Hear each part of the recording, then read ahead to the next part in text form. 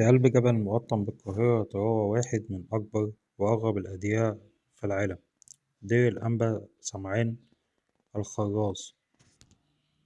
الدير اللي اتسمى على اسم القديس سمعان الخراز، الرجل البسيط اللي ارتبط اسمه بمعجزة نقل الجبل المقطم في العصر الفاطمي في عهد الخليفة المعز لدين الله. المكان مش مجرد دير، ده مدينة كاملة محفورة في قلب الجبل.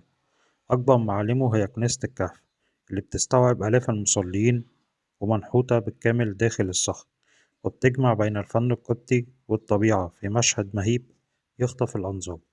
الجدران الصخرية حواليك بتحكي قصة إيمان وصمود وتحسسك إنك واقف بين الأرض والسماء. وفي منطقة المقطم خرج نور روحي بقى مزار لكل اللي بيدور على السكينة.